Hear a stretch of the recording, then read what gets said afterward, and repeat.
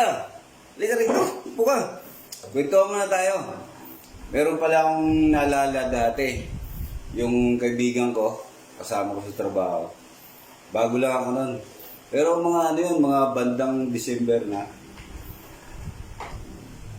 Naalala ko, bigayan ng 13 month. Paldo siya. Ako, bago lang ako. Kunti lang yung natanggap ko. Niyaya ako. Parang hindi naman siya beros, parang video okay, pero meron din mga ladies. Sama naman ako. Pagdating namin doon, nilapagan agad kami ng 2 bote. Tapos nung nangalahati na yung bote, lumapit yung mga ladies doon, mga babae. Inalok kami. Siya naman yung mapera. Sabi ko, ikaw na pre. Ikaw mag-entertain. Wala ako sabi ng babae sa kanya, sir, baka pwede nyo naman akong i-table. O pwede naman kayo mag-table kasi para masaya naman. Yung sabi ng kumpare ko, bibigyan nyo pa kami ng table, may table na kami. Ano yun? Papatong yun, di mataas na yun. Tawa ako, sabi ng kumpare, hindi, loko lang.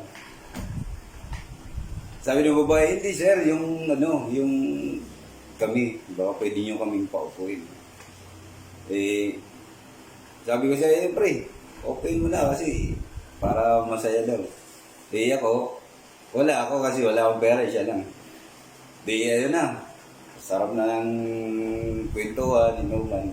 Naabot kami ng madaling araw. Ito na si Steve, pag uwi ng bahay, galit yung misis niya.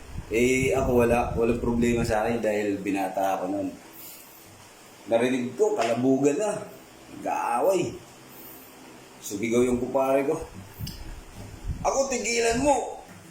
Punong-puno na ako sa'yo, ha. Nagdidilim na paningin ko. Kinabahan ako nun, baka anong gawin niya sa misis niya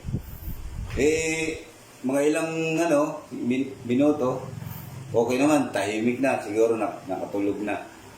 Pagka kinabukasan, papasok na kami, sabay kami din. Pagtingin ko sa kanya, black eye pa rin yung mata. Yung pala, nagdidilim yung paningin. Black eye yung mata.